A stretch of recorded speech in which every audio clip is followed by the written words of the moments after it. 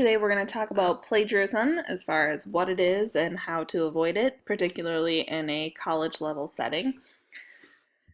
And just to kick us off, I have an example of plagiarism here. I have an unacknowledged use of a source. So this is a screenshot of the dictionary.com definition of plagiarism.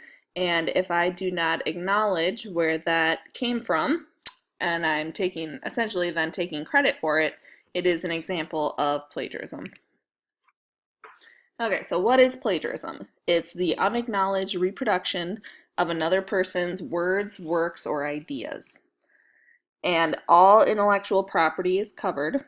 So intellectual property is anything that's the result of creativity or human intellect. It includes intangible creations, such as a song.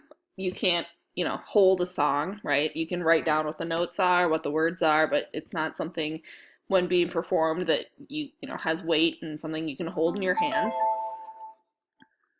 And generally, works of intellectual property have undecided monetary value because it's not something everybody can agree on. They might be a one-off example of something that isn't something that can be recreated, or it may be something that we just don't know what it's worth, right? So for example, if I wrote a paper in college, I would say it's worth so much to me, but it would not generate the same dollar amount by someone else.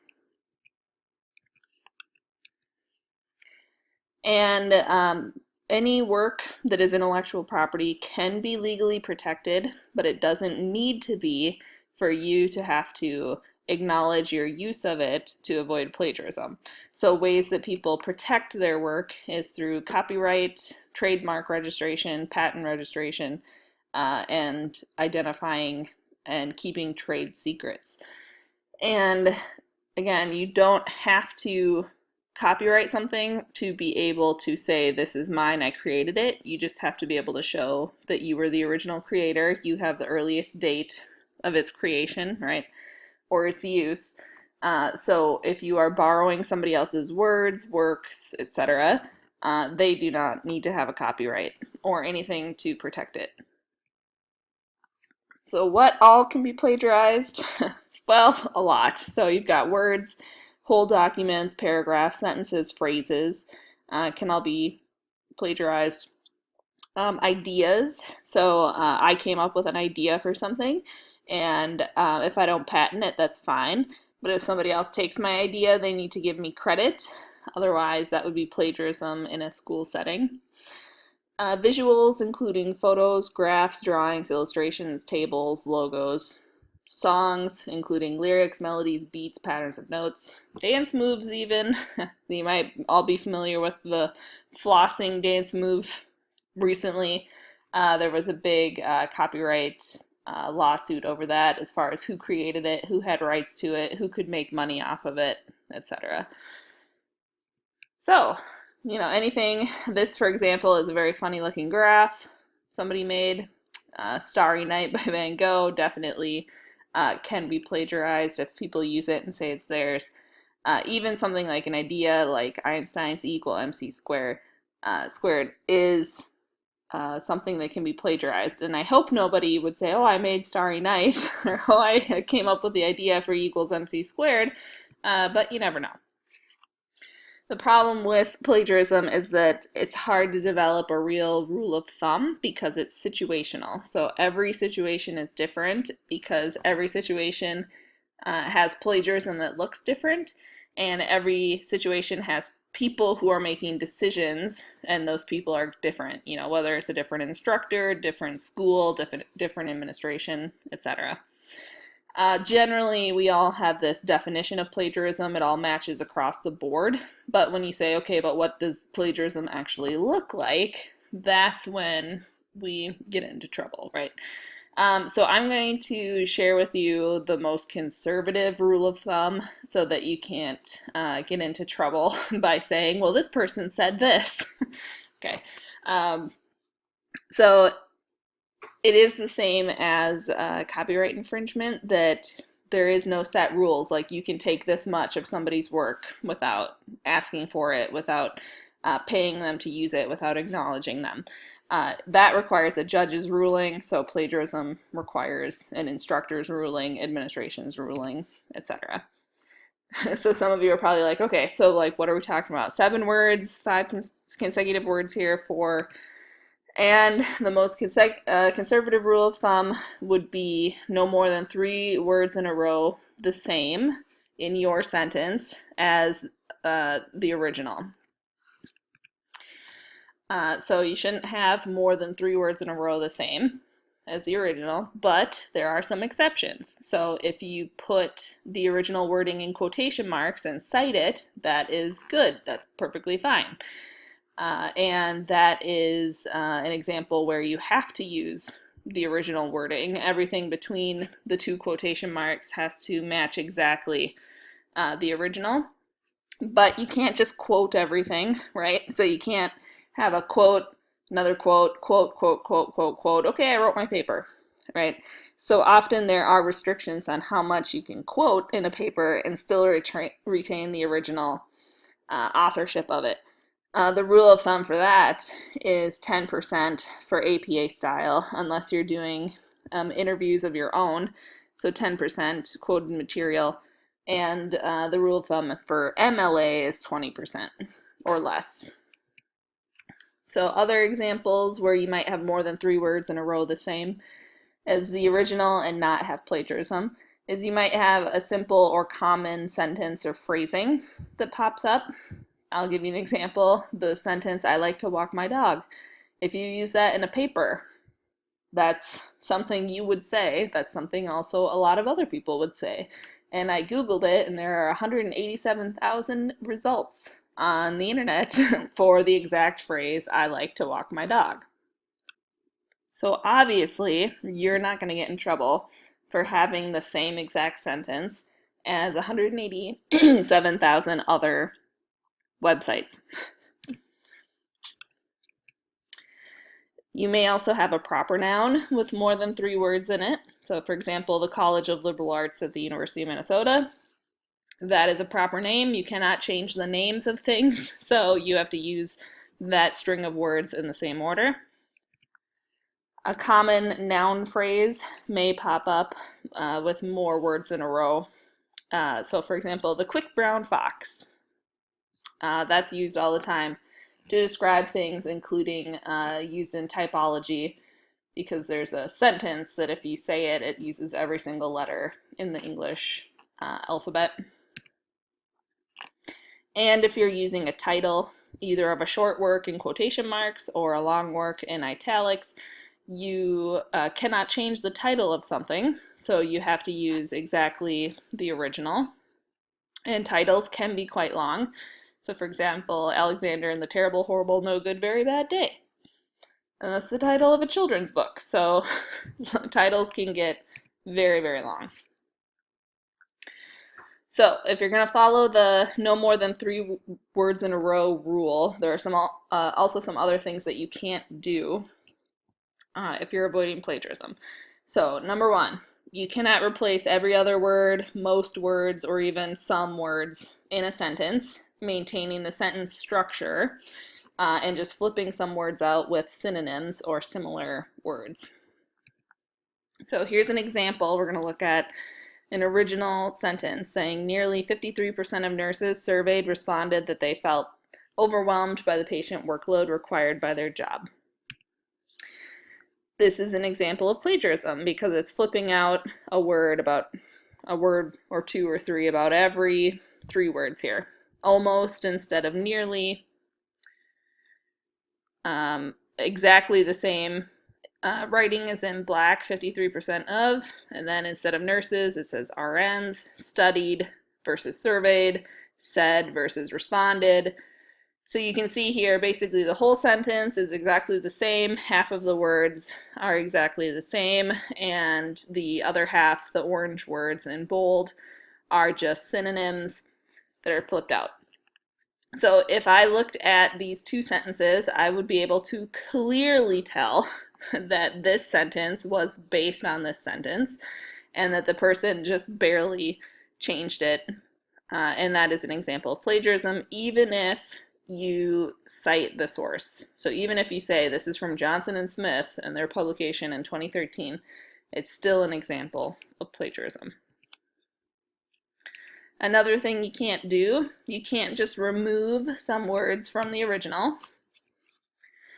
So again, same original sentence here, and you can't just cut off the first word and the end of the sentence and say, okay, this is my sentence now. You have 1, 2, 3, 4, 5, 6, 7, 8, 9 words here in a row that are all the same as the original. So even though you cited it, still plagiarism. Another thing that you can't do is to just flip clauses and phrases around to change the sentence structure or to move significant chunks of it around, but still keep phrases and wording intact. So again, we have the same original sentence, and you can't just flip it around to change the sentence structure. So here we have, of nurses who responded to a survey, start with a prepositional clause instead of what they did in the original, and then still have, several words in a row the same as the original. Cannot do that. That is still plagiarism. And another example of plagiarism is using a quote from a source and putting quotation marks around it, but not using citation. So the college level, you're expected to be able to say where your information came from. That might be with MLA style, Chicago Manual of Style, APA style, etc. I've been using APA as the example here. But just putting quotation marks around it does not get you out of the clear, because you're saying this is a quote, but you're not telling us where it came from. So you're not acknowledging the original source. So you do need to include that citation that tells us where it came from. Otherwise, it is still considered plagiarism. Here are some things that you can do to avoid plagiarism. So the first option is that you can quote and cite the source's wording. So just like the last example here, as long as you're citing the source and you're putting the exact wording in quotation marks, you are not plagiarizing, you're effectively quoting the source. And note here that we have a introduction to the quote. We're not just dropping the quote into the sentence. And so that is one thing that can be important depending on who your instructor is, that they may say don't use drop quotes. And what they want you to do is to make sure you somehow work sentences into your paragraphs, not just drop them in as whole sentences. Another thing that you can do is to paraphrase the original source's wording. So you're taking the same information, but you are changing the sentence, you're changing the words, the word order, etc., so that it is different enough that you are not plagiarizing. And the example here, still using the example, the original, and showing that I have 3 words in a row the same here, 53% of nurses, because it is difficult to change that. I can't say 53% of staff because nurses are a specific type of staff. I can't say, 53% of blank unless it represents exactly what I'm talking about. So I can't say RNs unless I am sure this is registered nurses only. It could be including LPNs, licensed practical nurses. And of course, I could say a majority of or over 50%, but I'm losing some of the specificity that exactly 53%. And when you're writing papers, often it's important for your reader to know exact numbers and percentages. So in this case, I felt it was better to just use the 3 words the same as the original. But the rest of the sentence is different. A recent survey found that 53% of nurses believe they need to take care of too many patients. And that is cited at the end of the sentence with the Johnson and Smith 2013. Another example, in a survey conducted by Johnson and Smith, 2013, the majority of nurses reported that the patient-to-nurse ratio was overwhelming. And so those are two different ways of presenting the same level of detail and information from the original in your own wording. Another option is that you can summarize and cite the source's wording.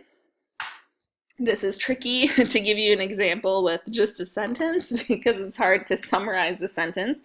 But typically you would do this with a paragraph or a page or a whole document that you would summarize down into a much smaller amount of wording and information. But giving it my best shot, nurses feel overwhelmed at work. And so again, with summary, you're identifying what the main point or main points are, but you're leaving a lot of details out. So for example here, 53% that they were surveyed, etc. And that it was patients overwhelming them. So if you have common knowledge in your paper, you do not have to cite it. However, most college papers should have limited amounts of common knowledge because the idea here is that you're presenting information to your reader that is useful to them. And so usually that's going to be research or information that is not commonly known that you would have to cite. But if it is common knowledge, you do not need to give credit or cite it.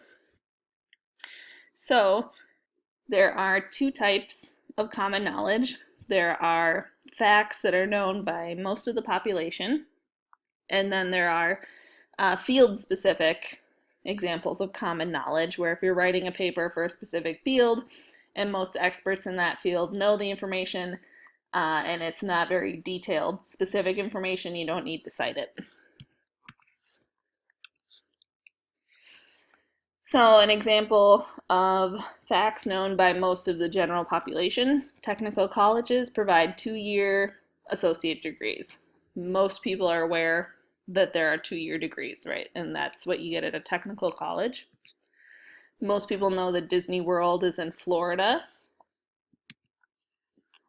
And if you went to high school in the US or studied to get citizenship here, you should know that the US declared independence in 1776. So if you use this information in a paper, you would not have to look up a source that provided this information and say, I got this from here. They're very well-known facts and easily findable multiple different places. Some examples of field-specific facts would be that Harvard was the first college established in the US. If you are in the field of education, you should know that. Another example, there's a gap in pay between US employees of color and white employees. And if you're in the field of economics, as well as a few other fields, you should know that that is common knowledge. The exact amount of the gap, which changes year to year, the differences in percentages, etc., that is not common knowledge. It's too specific and it changes over time. So if you wanted to give exact percentages, you would then need to look that up and then give credit to that source. And everything else basically is not common knowledge. So if it's unique, or if it's obscure, or if it's highly detailed information, or if it's new information that somebody found or created, you need to give the citation. So example here, in 2006, the retention rate of students at 4-year US institutions was 79%. Gives a specific date, gives a specific percentage, and that information is not commonly known, not well known. It's something that almost everybody, except for maybe the person who created it, would have to look up. Another example, 3,300,000 high school students graduated during the 2012-2013 academic year. Nope, too specific. I do not know that off the top of my head. I would have to look it up, right? So I need to cite it. And another one, Alexander Aston's student involvement theory indicates that the amount of physical and psychological energy students devote to the entire academic experience is positively correlated with academic success. Too specific here, and most people are not aware of who Alexander Aston is. And even in the field of education, many are not able to indicate what his theory is off the top of their head, so give them credit. And if you're ever in doubt, it's better to give credit than to not. So when in doubt, cite the source. All right, so why is this important? Well, we're adhering to academic honesty, keeps everybody operating in an ethical framework, and it helps students avoid consequences, which, it depends on the instructor, depends on the school, but it could be a 0 on an assignment, it could be a course failure, or it could be disciplinary sanctions. This helps us protect intellectual property in school and in the workplace. So what's known as plagiarism in school is known as copyright in the workplace, and it has even more significant consequences in the workplace, including that you can be sued and lose a lot of money. And using other sources of information and giving them credit where credit is due builds your credibility as a source of accurate and fair information. So sometimes people do consider intentions. However, your intent may not be the biggest factor when instructors and institutions are looking at a case of plagiarism. There's definitely intentional plagiarism, which is, for whatever reason, the person knowingly is cheating. So they're knowingly using someone else's words, works, or ideas and not giving the correct credit. And sometimes people say, oh, I didn't have time to do this. Well, yeah, that's life, but the worst thing you can do if you don't have time is to cheat and plagiarize. And then some students indicate concerns about doing it right or doing the assignment well enough, which, is a legitimate concern. But again, the worst thing you can do is to just use somebody else's work, not go through the process of learning and practicing, which is the whole point of education. And this concern about doing it well enough, it affects everybody. Even, the brightest Ivy League students do at times feel like they're not able to do it well enough, but that is not a reason to then plagiarize. And then unintentional plagiarism is where you unknowingly plagiarize. So you didn't know, maybe you didn't know what plagiarism is, maybe you don't know what plagiarism is, etc. So a lot of people will say, well, I didn't know. And a lot of instructors will respond with, well, that's not my problem. You're expected to know this in college, and even if you don't, you're still held accountable for it. So it's still a problem, and saying, oh, I didn't know is not going to get you off of the hook. So it's more important that you figure out what plagiarism is and how to avoid it so that you don't get yourself in trouble. And I'm going to end with a real-world example of plagiarism. So I can show it happens to the best of us in certain situations when we're not careful. So I have an example from Jane Goodall. And depending on your age, you might not recognize Jane Goodall. So if you're too young to know her, she's an interesting person. She's a noted primatologist, researcher, writer. Basically led the field in studying chimpanzees forever. And she decided to write a book a few years ago. And she wanted to write her book about the seeds from plants. So not her area. Her area is primatology, primates. She wanted to write about seeds. Okay, that's fine. But what ended up happening in her book is that she accidentally plagiarized chunks of her book called Seeds of Hope. And that got her into some hot water. So some examples of plagiarism found in her book. She had word-for-word copying from websites, including Wikipedia, commerce websites, and personal blogs. She paraphrased wording too close to original sources wording. She fabricated interviews and just in general had information, ideas, wording with no attribution on a topic on which she wasn't an expert. So I'll show you an example here. I have a screenshot from the website choiceorganicteas.com, which is just fine, right? But in her book, she ended up using a sentence in one spot that was exactly the same as the wording on the website. So if you look here between the brackets, between these brackets here, the wording is exactly the same as what she had in her book. And this was just one of a few examples of that happening. Another example is that she had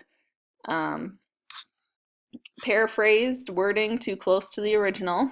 So on Wikipedia, which remember we should not be using Wikipedia as a source in college level papers unless you're writing about Wikipedia or wikis, which should be rare. And we have a chunk of text from Wikipedia and then from her book, pretty much exactly the same same sentence structure, and she just changed a couple phrases from then became known to came to be known, and changed England to European. And the last one, and perhaps the most interesting example, is the fabrication or misattribution of where information came from. So there was an expert botanist, Matt Dawes, and he was quoted on the Kew Royal Botanic Gardens website. And in her book, she had the same quote from him, so attributing it to the correct person, but she said that Matt Dawes said that to her. And when asked, Matt Dawes said, "To be perfectly honest, I have no recollection of speaking to her," which is a nice way of saying, no, she didn't interview me. And so here we have misattribution, and this does happen with students, but it's more likely to happen that they'll pull information from one source and then accidentally say, oh, it came from source B instead of source A. So whenever you're using sources, you want to make sure you're attributing quotes, paraphrases, summary, ideas to the correct source that they're coming from. And to her credit, she did admit her error after this was discovered and published, and newspapers grabbed a hold of it and kind of publicized it. She did admit her error, and she said that note-taking and tight deadlines were the reason for her error. And she said, "I have learned. In the future, I shall be more organized even if I don't have time. I shall certainly make sure I know who said something or what I read and where I read it," which is a good piece of advice to everybody working on college level papers, is that, how you conduct research is important. Make sure that you're careful with your note taking and attributing information to the correct sources. All right, thank you for listening.